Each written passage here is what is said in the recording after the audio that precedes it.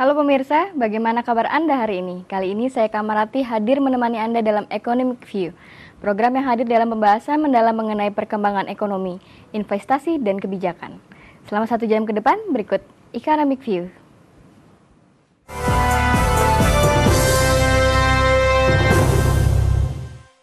Pemirsa, evaluasi menyeluruh ekonomi tahun 2013 dan prospek ekonomi tahun 2014 sampai 2015 menunjukkan kebijakan pemerintah masih konsisten dengan upaya mengarahkan inflasi menuju ke sasaran 4,5 plus minus 1% pada 2014 dan 4 plus minus 1% pada 2015, serta pengendalian menyesuaikan ekonomi Indonesia sehingga defisit transaksi berjalan menurun ke tingkat yang lebih sehat.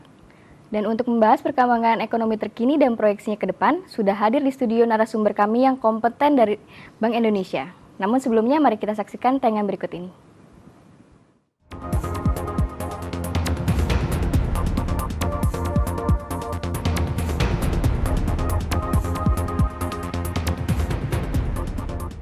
Rapat Dewan Gubernur Bank Indonesia pada Maret 2014 memutuskan untuk mempertahankan BI Rate sebesar 7,50% dengan menahan laju suku bunga lending facility di level 7,50% dan deposit facility di level 5,75%. Evaluasi menyeluruh ekonomi tahun 2013 dan prospek ekonomi tahun 2014 sampai dengan 2015 menunjukkan kebijakan pemerintah masih konsisten dengan upaya mengarahkan inflasi menuju ke sasaran 4,5 plus minus 1% pada 2014 dengan 4 plus minus 1% pada 2015. Serta mengendalikan penyesuaian ekonomi Indonesia sehingga defisit transaksi berjalan menurun ke tingkat yang lebih sehat.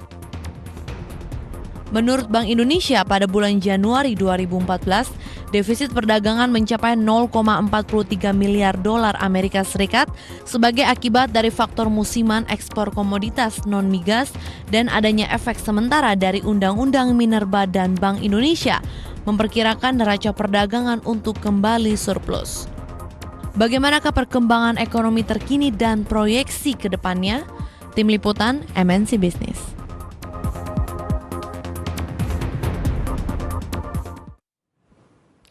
Dan untuk membahas perkembangan ekonomi terkini, sudah hadir di studio bersama saya Bapak Yoga Afandi, Deputi Direktur Kebijakan Ekonomi dan Moneter Bank Indonesia. Halo Bapak, apa kabar? Baik, terima kasih. Sejauh ini Bapak melihat perkembangan ekonomi di Indonesia bagaimana Pak? Kalau kita melihat tahun 2013 dan 2014 tahun ini, memang kita harus melihat bahwa proses penyesuaian ekonomi itu terus terjadi.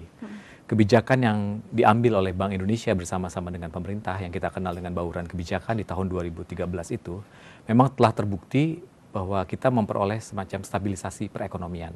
Kita melihat misalnya angka inflasi sempat memang meningkat karena pengaruh dari harga BBM tahun lalu, kenaikan harga BBM tahun lalu.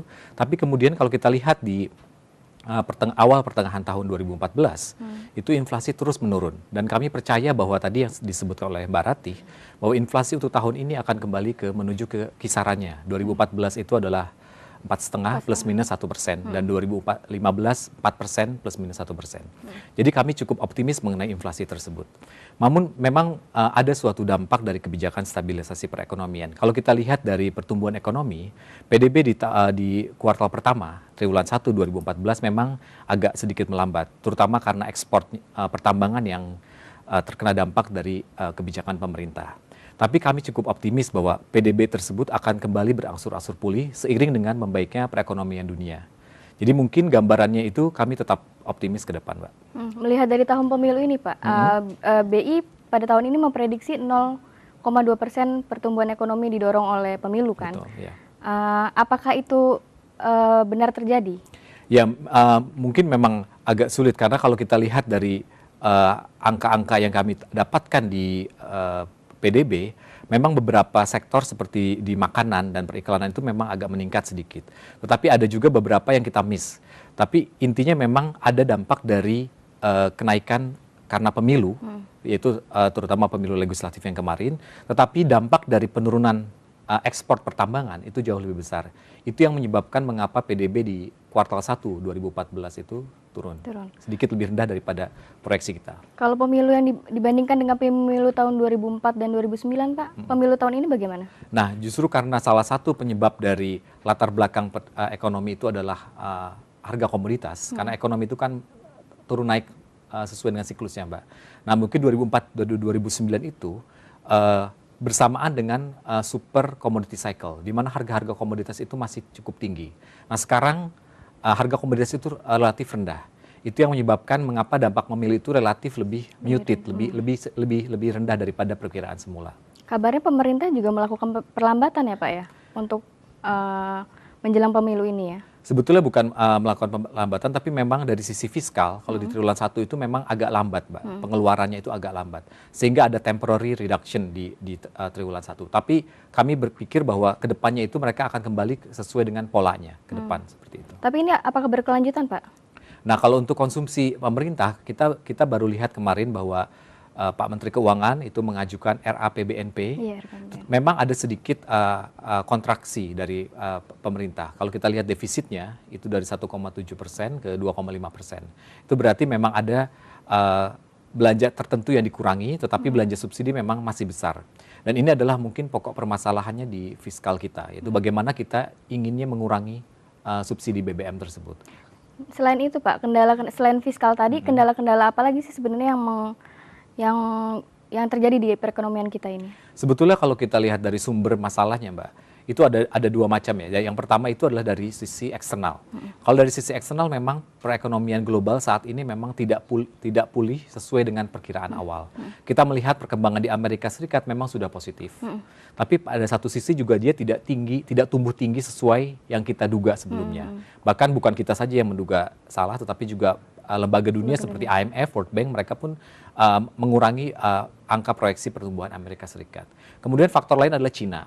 Cina juga sekarang sedang melakukan apa yang disebut rebalancing. Jadi mereka yang tadinya hanya untuk investasi dan ekspor, kemudian mereka beralih ke konsumsi. Ini untuk menyehatkan pertumbuhan ekonominya, karena mereka tuh pinginnya itu adalah tumbuh dengan stabil, di kedepannya. Nah, pelemahan dari ekonomi Cina ini tentu berdampak kepada kita. Itu dari sisi eksternalnya. Ada satu lagi mungkin mengenai harga komoditas, tapi ini sangat bergantung pula dari sisi Cinanya. Kita rehat sejenak ya Bapak. Nanti disambung lagi dengan inflasi yang tadi sudah kita bicarakan ya. Pemirsa, Economic Review akan kembali sesaat lagi.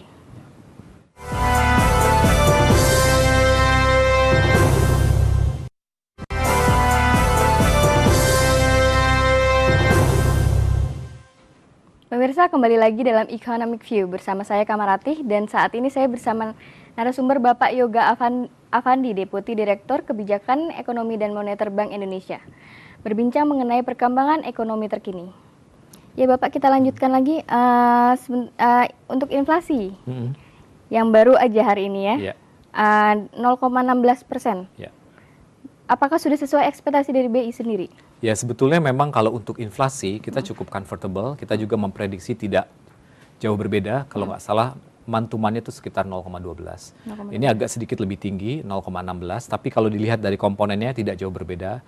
Inflasi inti atau inflasi administered prices ataupun inflasi volatile food tidak jauh berbeda. Sehingga kita cukup yakin bahwa prediksi untuk tahun ini itu sesuai dengan kisaran target kita. Bulan kemarin sempat deflasi ya Pak ya? Betul, karena memang begini Mbak, bulan Maret, April itu memang ada pola musiman. Jadi biasanya beras, itu produksi beras itu melimpah, dan kalau kita lihat dari pola tahunannya itu dari sejak tahun 2000, memang Maret dan April biasanya itu terjadi deflasi, terutama harga-harga dari volatile food itu. Koreksi itulah yang menyebabkan maka tekanan inflasi itu mungkin untuk 2 bulan ini agak rendah begitu. Ya. Kita lihat ada grafik inflasi. Ya, grafik inflasi pada inflasi tahun 2013 kita lihat. Ya, grafik inflasi untuk tahun 2013. Nah, bisa dilihat tuh Pak, dari 10... Ini BI rate, Pak. Ini 2014 ya. Ini BI rate ya. 9 Januari 7,5, 13 Februari 7,5, 13 Maret 7,5, dan 8 April 7,5% ya. Ini BI rate, Mbak. Ini Oh suku ya, bunga maaf, kebijakan ya. Nah, mungkin ini ya. Oh iya, Ya, terlihat ya Pak ya? ya betul. Adanya. Ya. Ya justru di sini, Mbak. Bagaimana komentar Bapak dengan Ya. inflasi? Jadi kalau kita melihat di sini ini memang sesuai dengan prediksi kita bahwa secara bulanan itu memang terjadi adanya pola musiman seperti yang tadi saya terangkan, bahwa Maret dan April biasanya memang secara rata-rata dalam 10 tahun terakhir itu memang terjadi Selalu di bulan itu ya? karena memang ada pola musiman dari pasca panen, sehingga berlimpahnya panen raya itu menyebabkan harga-harga dari terutama dari Stabil, volatile ya. food itu stabil dan bahkan menurun karena supply-nya itu berlebihan.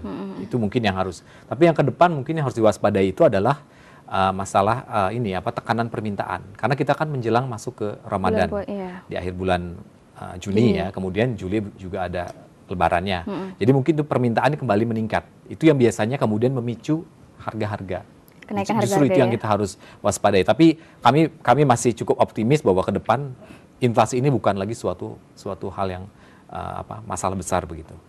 Kalau untuk inflasi yang bulan ini faktor-faktornya apa saja Pak yang mempengaruhi? Tadi seperti saya sebutkan bahwa karena memang memasuki musim panen raya gitu, angka dari volatile food-nya itu agak sedikit menurun. Tetapi memang inflasi intinya itu agak sedikit meningkat. Kami tadi baru terima jam 11 ya, jadi saya juga baru baca sebentar. Core inflation mungkin agak sedikit meningkat karena terkait dengan rupiah. Rupiah sedikit terdepresiasi, itu yang mengakibatkan tekanan terhadap harga-harga eksternal meningkat. Tapi untungnya di set off oleh harga komoditas yang terus menurun. Jadi masih dalam target yang cukup nyaman lah bagi kami. Ya. Selanjutnya neraca perdagangan Bapak. Ya. Hari ini defisit ya Pak ya? Ya. Bagaimana komentar Bapak? Februari lalu mengalami surplus 843,4 juta dolar AS ya? Jadi memang kita sudah menerima angka neraca perdagangan itu 4 bulan, Mbak ya. Januari kita mengalami defisit, tapi Februari dan Maret itu surplus. Kemudian bulan ini baru saja diumumkan tadi oleh BPS, itu kita kembali defisit. Nah penyebabnya itu memang kalau kita lihat dari komponennya, itu ekspornya itu memang mengalami penurunan. Terutama kalau saya tidak salah, karena saya baru juga lihat angkanya, itu adalah ekspor dari CPO, crude palm oil. Terutama mungkin kalau saya duga itu adalah ke India, karena India juga sekarang sedang mengalami permasalahan di ekonominya, sehingga menurunkan permintaan dari CPO itu. Tapi di satu sisi kita juga melihat bahwa beberapa ekspor, terutama manufaktur, itu sudah mulai menunjukkan geliat yang positif begitu. Itu mungkin karena dampak dari kebijakan kita, yaitu rupiah yang sedikit melemah. Yang itu yang menyebabkan kemudian daya saing dari produk-produk ekspor kita meningkat. Kalau nggak salah itu ekspor dari sepatu, alas kaki itu sudah meningkat. Tapi memang masalah ekspor pertambangan ini masih cukup besar pengaruhnya kepada ekspor transaksi ekspor kita di bulan ini. Nah itu Mbak, untuk dari sisi importnya itu masih tinggi. Karena kalau kita lihat dari komponen PDB, sebetulnya permintaan domestik atau domestic demand itu masih cukup kuat. Sementara external demand-nya inilah yang melemah. Jadi memang kita menghadapi suatu dilema gitu dalam kebijakan. Karena satu sisi kita memang melihat bahwa permintaan domestik itu masih cukup tinggi, sehingga menyebabkan kenaikan impor, terutama impor konsumsi dan bahan baku, yang kemudian menekan neraca perdagangan kita. Nah ini yang perlu kita cari keseimbangannya. Itu yang mengapa saya sebutkan bahwa proses penyesuaian ekonomi ini masih terus berlangsung di perekonomian kita. Untuk minyak sendiri, bahan bakar itu pengaruh juga Pak? Tentu. Salah satu yang membuat defisit itu, yang persisten defisit, itu adalah neraca migas kita. Pada bulan ini juga ya? Pada bulan ini juga kita masih mengalami defisit. Tapi memang kalau dilihat angkanya, bulan April itu kalau tidak salah agak sedikit menurun. Tapi memang BBM ini adalah salah satu sumber yang persisten, faktor yang menyebabkan defisit neraca perdagangan kita. Dan ini memang harus dicari obatnya. Dan obatnya itu adalah bukan dari kebijakan-kebijakan yang bersifat jangka pendek, tapi lebih ke structural reform, yaitu adalah misalnya melakukan reformasi subsidi.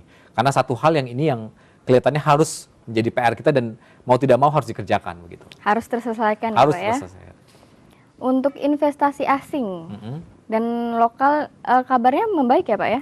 Nah itu yang memang, karena begini, kalau investasi itu kan FDI itu adalah salah satu pembiayaan yang bersifat permanen. Dan itu sangat dibutuhkan karena tadi kita bicara masalah current account deficit, pembiayaannya tentu dari sisi investasi, dari sisi FDI dan portfolio. FDI itu jauh lebih baik karena dia lebih jangka panjang, lebih permanen. Nah, kami melihat bahwa FDI itu memang kita tetap positif, kita tetap optimis karena kita melihat bahwa di negara-negara di dunia mungkin Indonesia itu walaupun pertumbuhannya sekarang agak menurun tapi masih tetap tinggi. Prospek pertumbuhan ekonomi yang tinggi didukung oleh permintaan dari kelas menengah yang terus meningkat, tentu menyebabkan angka FDI juga masih cukup tinggi ke depannya. Oleh karena itu kita berharap financing dari current account itu berasal dari FDI sebagian besar. Ini yang justru lebih langgeng sifatnya. Baik Bapak, nanti di segmen selanjutnya kita akan membahas pengaruh perekonomian global ya terhadap perekonomian Indonesia. Economic View akan kembali sesaat lagi.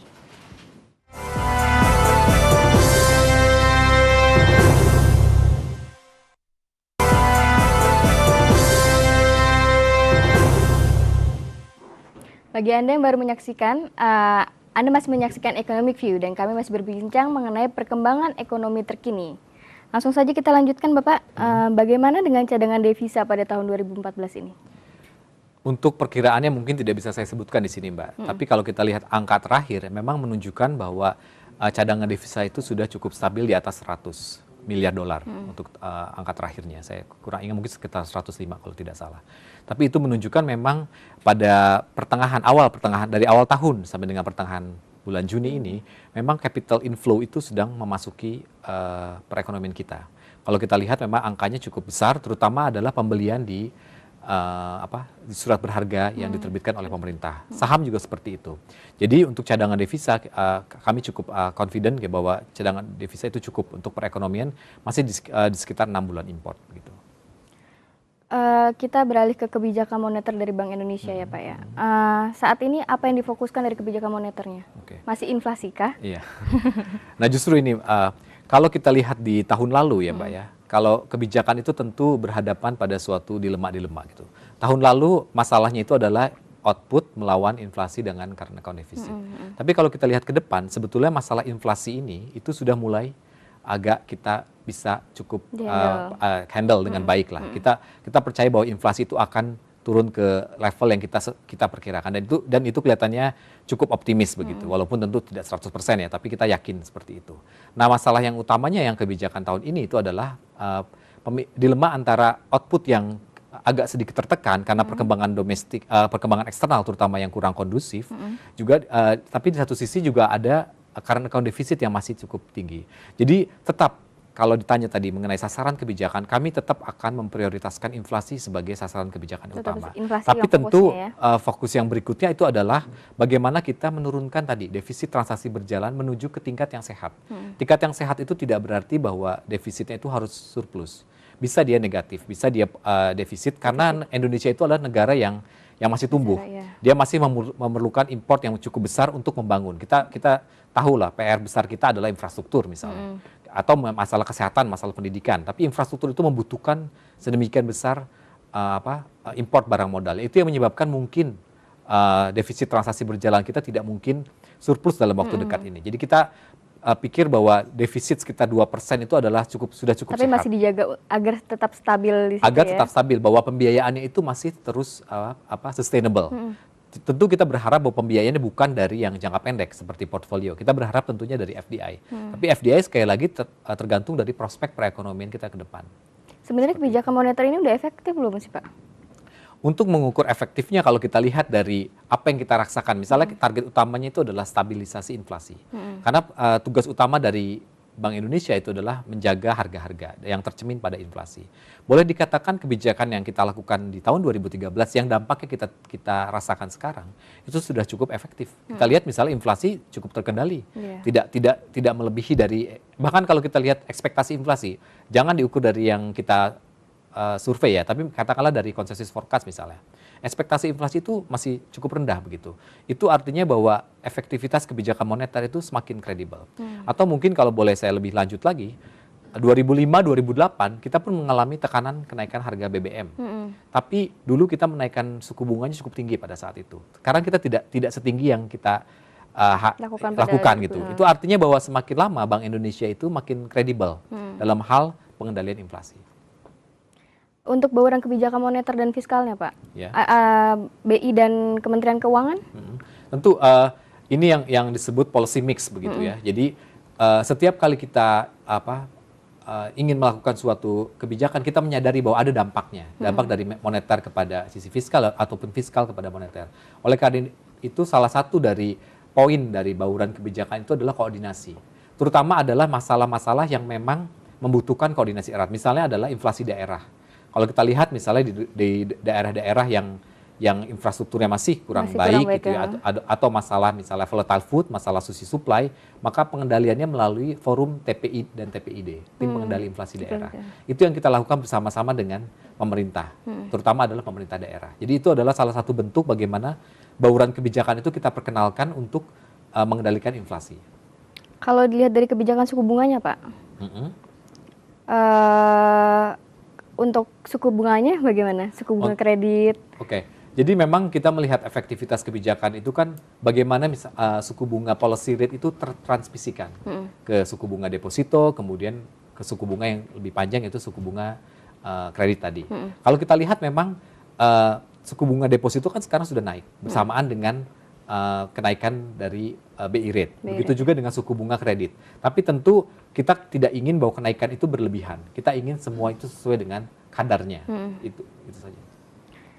Ini kabarnya nih dari Bank Sentral Eropa akan menurunkan suku bunganya. Bagaimana komentar Bapak melihat dari BI-nya sendiri? Jadi memang kalau kita lihat dari perkembangan ekonomi di Eropa, memang itu salah satu daerah atau kawasan yang ekonominya itu tidak terlalu kuat pemulihannya. Bahkan mereka ada semacam disparitas begitu. Jerman di satu sisi mungkin tumbuh ekonominya kuat, tapi ada lagi negara-negara seperti Spanyol dan Italia ya tidak merata. Jadi masih mengalami tekanan perekonomiannya. Oleh karena itu saya membaca gitu di Bloomberg, di Reuters itu banyak berita-berita bahwa Mario Draghi itu akan melakukan pelonggaran lebih lanjut. Nah, kalau bicara masalah pelonggaran bisa berupa katakanlah quantitative easing atau berupa penurunan suku bunganya. Dan ini kalau untuk Indonesia itu adalah window of opportunity dalam arti bahwa ada aliran modal lagi, Mbak. Walaupun tentu ini bukan yang langgeng ya, tapi ada keuntungan yang beralih gitu, yang kita bisa nikmati dari adanya aliran modal dari kawasan Eropa ini karena quantitative easing tadi. Mungkin itu yang bisa saya sebutkan. Tapi BI rate tetap di level 7,5 itu ada pengaruh juga, Pak, dari Fed sendiri? Oh tentu, jadi memang perbedaan suku bunga itu adalah salah satu faktor yang membuat investor itu masuk ke dalam suatu perekonomian. Jadi semakin tinggi selisih antara domestik dengan luar negeri tentu ada menjadi insentif bagi mereka untuk masuk ke perekonomian. Tapi kalau kita melihat ke depan seharusnya dengan tekanan inflasi yang relatif stabil, saya pikir mungkin ya kita sudah cukup puas dengan perkembangan BI rate saat ini. Baik Bapak, nanti kita lanjutkan di segmen berikutnya ya Pak ya. Kami akan kembali sesaat lagi.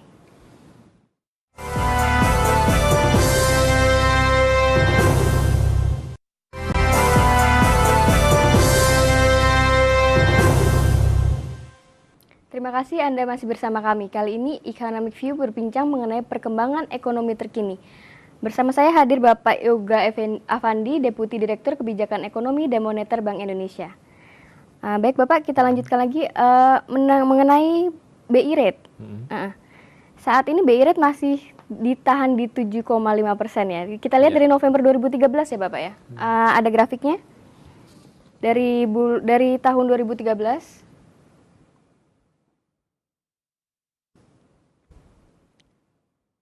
Ya. Nah, ini dari 10 Januari 5,75 sampai 12 Desember 7,5. Ini masih stabil sampai sekarang ya, Pak ya? Masih tetap di level 7,5 ya? Iya, Mbak. Bagaimana komentar Bapak? Iya. Jadi memang pertimbangan dari penetapan BI rate itu salah satu faktor yang utama itu adalah inflasi. Jadi kalau tadi seperti saya sebutkan, kalau inflasinya itu ke depan memang stabil, diukur dari berbagai macam dari indikator misalnya dari ekspektasi inflasi, itu memang ke depan memang diperkirakan inflasi itu akan menuju ke kisaran 4,5 plus minus 1% tadi untuk 2014. Jadi kami cukup comfortable dengan level ini gitu, seperti itu. Sebenarnya dengan BI rate yang tetap di level 7,5 ini sebenarnya sektor-sektor mana saja Pak yang akan berpengaruh? Ya, jadi memang kalau di perekonomian itu kan kenaikan dari deltanya itulah yang sebetulnya mempengaruhi. Nah kalau kita lihat memang kenaikan suku bunga itu yang paling utama terkena itu adalah sektor properti.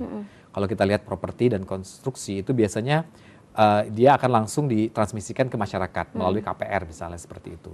Jadi memang itu adalah salah satu sektor yang dampaknya bisa langsung dirasakan di perekonomian. Jadi kita memang harus mewaspadai perkembangan di sektor properti dan konstruksi ini. Karena bagaimanapun properti dan konstruksi itu kan memegang porsi yang besar di perekonomian. Tetapi sektor-sektor lain juga terpengaruh juga karena kalau kita menaikkan suku bunga sebetulnya itu kan tertransmisikan tidak hanya ke deposito tapi juga ke kredit. Kredit misalnya kredit modal kerja itu akan meningkat. Oleh karena itu tentu Bank Indonesia bertindak sangat hati-hati di sini. Kita memang ingin menstabilkan perekonomian karena kita memilih stability over growth, tapi tentu kita tidak ingin kebijakan kita itu membunuh perekonomian, tidak mau itu overkill gitu. Jadi kita ingin tetap stabil seperti itu. Ya, dari Bank Indonesia sendiri melihat recovery-nya perekonomian global itu bagaimana Pak? Ya memang kalau kita lihat perkiraan dari berbagai lembaga internasional seperti IMF tahun 2014 ini diperkirakan akan meningkat. Kemudian 2015 pun akan meningkat. Terutama adalah recovery di Amerika Serikat. Tapi tentu kenaikan pemulihan ekonomi di Amerika Serikat itu masih memiliki banyak jadi masih ada mixed signal begitu. Kadang-kadang signalnya seperti jobless claim-nya meningkat atau kadang-kadang kemudian juga angka manufacturing index-nya kemudian juga menurun, hal seperti itu. Jadi masih mixed signal, tapi intinya memang kalau kita lihat dari pace kebijakan moneternya, mereka masih tetap terus mengurangi quantitative easing-nya yang disebut tapering itu. Dan mungkin pada akhir tahun ini tapering itu akan berakhir dan mungkin ke depannya Amerika Serikat akan mulai melihat perkembangan ekonominya untuk kemudian melakukan kebijakan tightening. Apakah BI masih melihat perekonomian global sebagai acuan? Oh tentu. Jadi kalau memang dalam memformulasi kebijakan kita, Mbak, kita tidak bisa melepaskan diri dari berbagai macam faktor yang mempengaruhinya. Risikonya kita lihat, misalnya risiko yang bersumber dari eksternal maupun risiko yang bersumber dari domestik. Kalau risiko eksternal itu memang itu tadi. Jadi kalau kita selalu memantau perkembangan di ekonomi global. Indonesia adalah negara yang cukup terbuka, open economy. Sehingga apa yang terjadi di Amerika Serikat, apa yang terjadi di Cina, apa yang terjadi di Eropa, dia akan transmisikan melalui 3 jalur.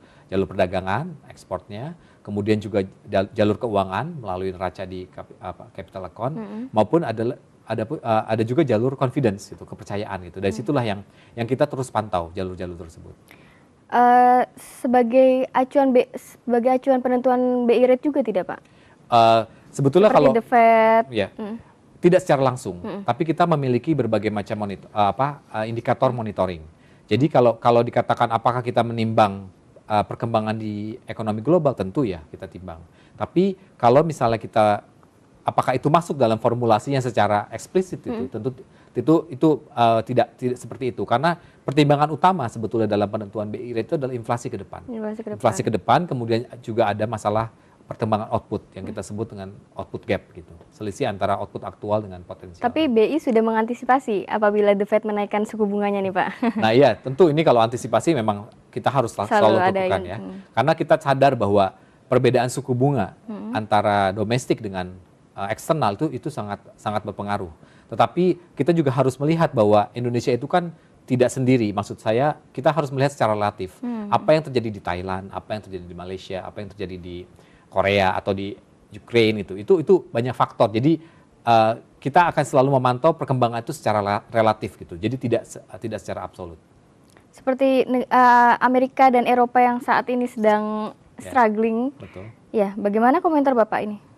Jadi memang ini ke depan memang sebetulnya kalau dibandingkan dengan 1 atau 2 tahun lalu, ekonomi Eropa is in good shape gitu. Sekarang tuh mereka sudah mulai membalik. PMI-nya kalau nggak salah sudah mulai positif.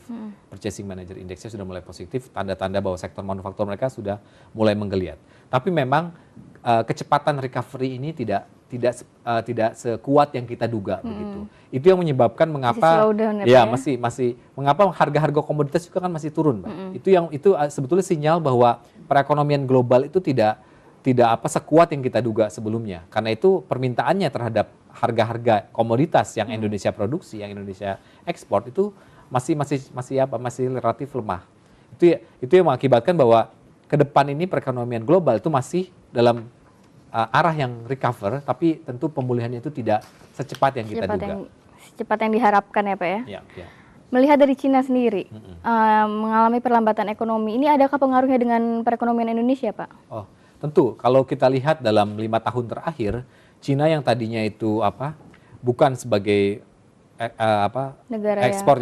negara tujuan utama ekspor kita, sekarang Cina adalah negara tujuan utama ekspor kita, dan terutama adalah komoditas. Dan Cina memegang peranan penting karena dia sebagai pusat dari supply chain hub. Jadi negara-negara Asia selain Cina itu biasanya mengekspor barang-barangnya ke Cina untuk kemudian Cina ekspor kembali ke pasar akhirnya itu Eropa dan Amerika. Ini yang menyebabkan peran Cina itu sedemikian sentral. Tapi tentu sentralnya Cina ini juga sangat terpengaruh oleh kegiatan ekonomi di Amerika Serikat. Akibatnya kalau misalkan Amerika Serikat pulih cepat, tentu Cina pun akan pulih cepat pula. Nah, dampaknya tentu terhadap Indonesia seperti itu. Kalau misalnya Cinanya sekarang sedang proses rebalancing, dia ingin meningkatkan konsumsinya ketimbang investasinya, tentu dia akan mengurangi permintaan yang tadinya untuk investasi menjadi konsumsi. Dan itu yang mempengaruhi dari ekspor komoditas kita. Apalagi misalnya kita mengekspor batu bara misalnya. Batu bara ke Cina itu kan kita salah satu pengekspor terbesar. Tetapi sekarang Cina pun juga sadar akan lingkungan, mengurangi batu bara yang kelas rendah menjadi kelas tinggi begitu. Setahu saya memang ekspor kalori dari batu bara yang kita ekspor itu cukup rendah sehingga menghasilkan polusi yang cukup tinggi. Itu yang mengakibatkan permintaan dari Cina pun agak berkurang. Ini yang perlu kita antisipasi. Ya, nanti kita sambung lagi ya Bapak ya. Okay. Masih membahas soal pelemahan ekonomi Cina dan pengaruhnya terhadap ekonomi Indonesia. Perbincangan ini akan kami lanjutkan setelah jeda berikut ini. Pastikan Anda masih bersama kami.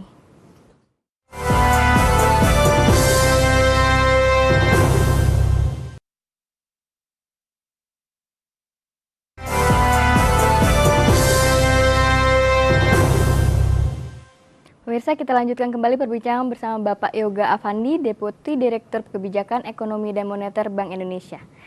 Ya Bapak, kita lanjutkan dengan pelemahan ekonomi Cina nih Pak. Pengaruh terhadap perekonomian Indonesia.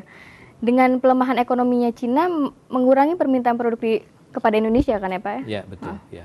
Jadi kami juga sudah melakukan studi Mbak. Jadi hitungan kami itu ya, kira-kira kalau 1% pelemahan ekonomi Cina itu akan berdampak sekitar 0,6% terhadap PDB Indonesia. Suatu angka yang relatif besar begitu. Itu menunjukkan bagaimana Cina itu sudah menjadi suatu sangat berperan dalam perekonomian kita begitu. Jadi kita memang perlu melakukan katakanlah diversifikasi seperti itu. Jangan kita hanya bertumpu pada satu negara. Kita memang beruntung dalam 10 tahun terakhir ketika harga komoditas itu meningkat, kita tuh juga terbawa oleh meningkatnya perekonomian Cina. Tapi tentu kita harus juga memiliki strategi ke depan itu jangan hanya mengandalkan pasar di Cina begitu. Mungkin itu. Selain Cina, perang Ukraina berpengaruh juga terhadap perekonomian Indonesia, Pak? Ya, jadi memang berbagai faktor global itu mempengaruhi, terutama adalah aliran modal. Jadi investor mungkin kalau kita melihat dari kacamata investor ya, saya sejenak melupakan kacamata policy maker itu ya. Kita lihat apa yang terjadi di Ukraina itu akan mempengaruhi aliran modal. Karena kalau misalnya katakanlah terjadi sesuatu yang lebih baik di Ukraina, tentunya aliran modal yang tadinya akan masuk ke Rusia akan kembali masuk ke Rusia atau ke Ukraina seperti itu. Jadi memang berbagai macam perkembangan global ini harus dilihat secara relatif begitu. Apa yang terjadi di Thailand misalnya atau apa yang terjadi di Cina gitu. Itu akan mempengaruhi jelas perekonomian kita secara relatif. Tapi memang pada dasarnya yang harus kita lakukan itu adalah fundamentalnya. Kalau fundamental ekonomi Indonesia itu kuat. Kalau neraca perdagangan itu baik, kemudian inflasi itu rendah, kemudian juga PDB itu tumbuh cukup kuat, tentu ini yang pada akhirnya dilihat oleh investor begitu. Fundamentalnya, bukan masalah sentimen pergerakan aliran modal tersebut. Selain yang tadi Cina, Ukraina, itu pengaruh global lain apa yang mempengaruhi? Jadi selain dari volume perdagangannya, Mbak, yang penting itu adalah sebetulnya adalah harga komoditas. Karena Indonesia itu bagaimanapun ekspor kita itu masih mengandalkan harga komoditas. Kita juga memantau perkembangannya, misalnya tadi harga ekspor dari CPO ke depan, atau mungkin ekspor pertambangan kita, karena pengaruh dari pengurangan ekspor mineral kita itu ternyata menyebabkan kenaikan harga ekspor terutama barang-barang seperti nikel gitu ya. Jadi itu juga mempengaruhi. Kita selalu memantau perkembangan harga komoditas tersebut. Kita beralih ke potensi risiko nih Pak, 2014. Bapak melihatnya seperti apa? Saya pikir memang tadi kalau kita bagi risikonya memang ada dua yang tadi Mbak. Yang pertama itu risiko eksternal. Ke depan mungkin kita perkirakan bahwa ekspor dari manufaktur ini akan kembali pulih. Karena kalau kita lihat dari pertumbuhan ekonomi dunia, ke depannya diperkirakan akan membaik. Setidaknya membaik daripada tahun lalu. Sehingga kita berharap dengan adanya peningkatan daya saing, terutama dari sisi nilai tukar, maka ekspor manufaktur itu akan pulih. Jadi risikonya. Tapi tentu kalau risiko yang perlu kita waspadai itu adalah tadi, risiko dari Cina itu. Karena bagaimanapun sebagian besar dari ekspor kita itu adalah ke Cina. Oleh karena itu perlambatan yang terjadi di Cina tentu akan mempengaruhi dari ekspor kita. Kalau risiko domestik yang perlu kita waspadai itu adalah risiko inflasi. Kita tahu bahwa sekarang ini kita menghadapi musim kemarau panjang, katanya El Nino gitu ya. Ada fenomena El Nino. Tahun 97 fenomena El Nino itu cukup kuat. Tapi perkiraan kami itu, jadi kita kumpulkan dari berbagai macam lembaga, termasuk BMKG, termasuk juga dari lembaga internasional. Itu perkiraannya El Nino tahun ini katanya moderat, bahkan relatif lemah. Tapi tentu ini akan mempengaruhi perkembangan dari masa panen kita kan, dari produksi dari harga-harga di bahan makanan. Jadi ini yang kita perlu waspadai dari risiko inflasi. Tapi ada juga risiko inflasi itu adalah kenaikan harga. TTL, tarif tenaga listrik itu kan akan meningkat. Terutama adalah yang non-go public. Kemudian juga rumah tangga yang 6.600 volt ampere itu juga akan sedikit meningkat. Tapi kami sudah perhitungkan sebetulnya itu dalam proyeksi kami ke depan. Dan kami yakin bahwa ke depan itu inflasi itu masih masuk ke dalam kisaran sasaran kita. Itu risiko inflasi. Yang mungkin yang perlu kita waspadai itu adalah risiko dari sisi fiskalnya. Karena RAPBNP yang diajukan oleh Kementerian Keuangan itu sudah memperlihatkan bahwa terjadi peningkatan defisit. Oleh karena itu untuk peningkatan defisit ini tentu harus ada pembiayaan yang lebih banyak begitu dari pemerintah. Kita tahu bahwa pemerintah sudah melakukan front loading, dia sudah menerbitkan surat utang negara pada awal tahun lebih banyak. Tapi tentu strategi ini harus kita jaga sedemikian sehingga pembiayaannya itu safe. Jadi mungkin risiko-risiko itu yang kita harus waspadai untuk 2014 ini, Mbak. Kalau disinggung ke perbankan sedikit, Pak, apakah perbankan kita sudah cukup kuat nih, Pak? Kalau kita lihat dari indikator capital adequacy ratio, kita lihat dari sisi permodalan, saya yakin bahwa perbankan kita itu masih cukup kuat. Kemudian kalau kita lihat dampak dari perlambatan misalnya, NPL juga masih sekitar 2%-an. Oleh karena itu masih relatif kuat. Jadi saya yakin, dan Bank Indonesia juga telah melakukan berbagai macam simulasi sesuai dengan yang direkomendasikan, yaitu dengan melakukan stress test. Kita ingin melihat misalnya faktor-faktor yang nilai tukarnya bergerak atau yieldnya bergerak atau kemudian suku bunganya bergerak, itu bagaimana dampaknya terhadap kondisi perbankan. Kesimpulannya itu sampai saat ini kita masih cukup kuat, perbankan kita masih cukup kuat. Ini prospek pertumbuhan ekonomi Indonesia tahun ke depan menurut BI sendiri bagaimana, Pak? Nah, ya kita kan bulan lalu kita menurunkan ya Mbak ya, dari 5,7 ke 5,3, antara 5,1 menjadi 5,5. Jadi memang kita harus akui bahwa kebijakan yang kita lakukan di 2013 ditambah juga dengan adanya kebijakan pembatasan ekspor itu cukup berpengaruh kepada perkembangan PDB.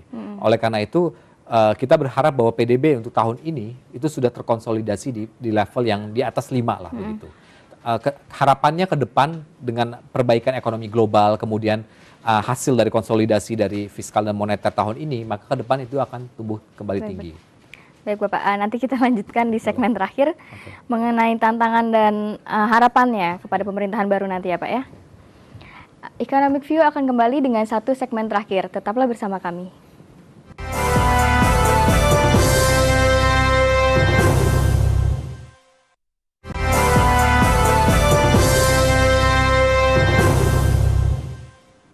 Terima kasih Anda masih setia bersama kami. Sudah di segmen terakhir, saya akan melanjutkan perbincangan ini mengenai kedepannya nih Pak. Bagaimana BI menilai tantangan ekonomi apa saja yang harus dihadapi Ya. di tahun 2014 dan 2015 nanti? Ya.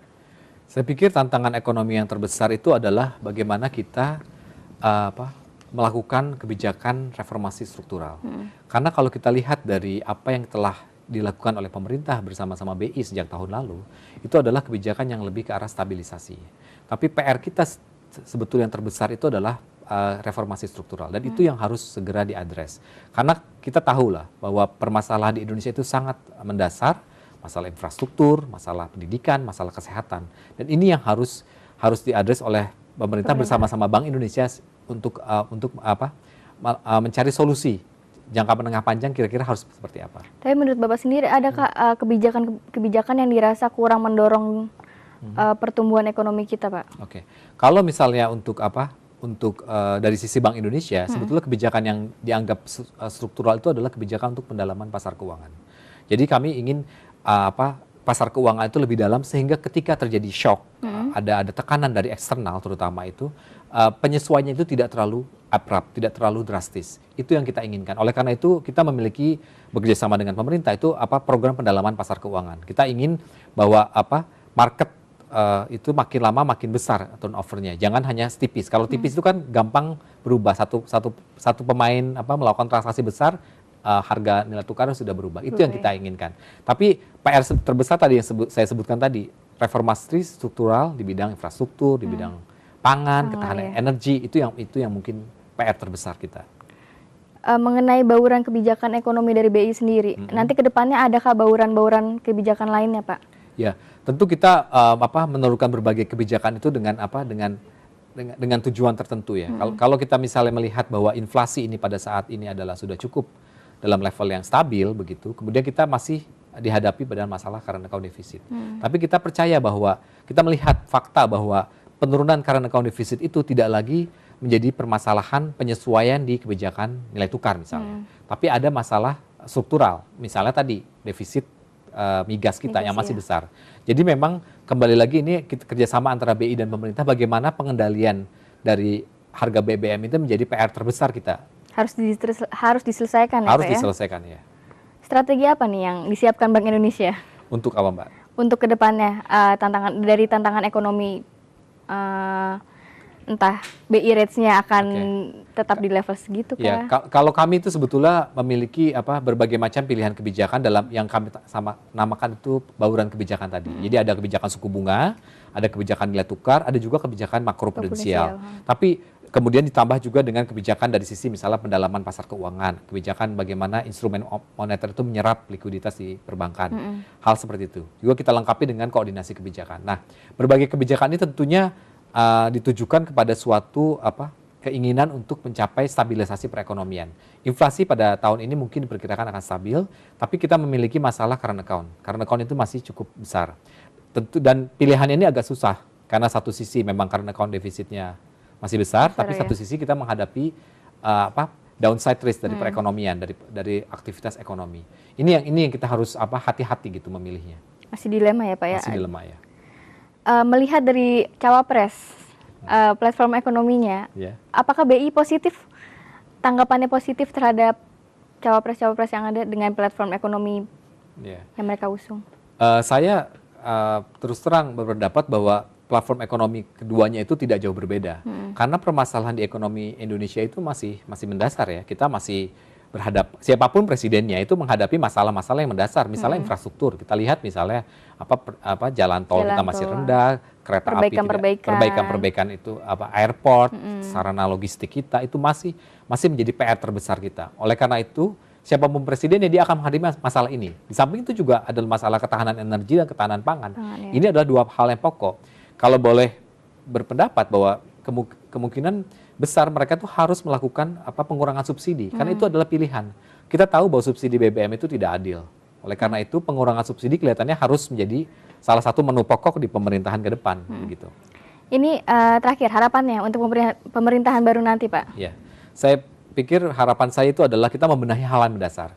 Kita ingin misalnya adalah ketahanan pangan dan ketahanan energi itu diselesaikan dengan baik. Salah satunya itu adalah dengan pengurangan subsidi BBM. Kita tahu bahwa subsidi BBM itu dinikmati bukan oleh kalangan menengah ke bawah, tapi justru menengah ke atas. Ini kan tidak adil. Oleh karena itu mungkin subsidi harga harus dihapuskan, beralih ke subsidi orang. Berikan beasiswa kepada rakyat miskin, berikan kesehatan kepada rakyat miskin. Itu jauh lebih efektif dibandingkan kita membuang sekitar 200 sampai 300 triliun untuk subsidi BBM. Saya pikir ini yang harus menjadi menu utama, salah satu ya. Tapi tentu reformasi struktural bukan hanya masalah BBM kan, dia juga harus mengatasi masalah infrastruktur, masalah ketahanan pangan, kemudian juga pendidikan, kesehatan. Saya pikir mereka lebih tahu, tapi hal-hal ini yang saya pikir juga harus dilakukan. Menarik sekali Bapak. Nanti kapan-kapan kita berbincang lagi ya Pak ya. Oke. Pemirsa, tidak hanya berbagai regulasi ekonomi yang harus bersinergi dengan baik terhadap aktivitas ekonomi, tapi kita juga harus bersinergi dengan baik terhadap sesama dan lingkungan alam. Tetap semangat, tetap saksikan Economic View hanya di MNC Business, the first business channel in Indonesia. Saya Kamarati, terima kasih dan sampai jumpa.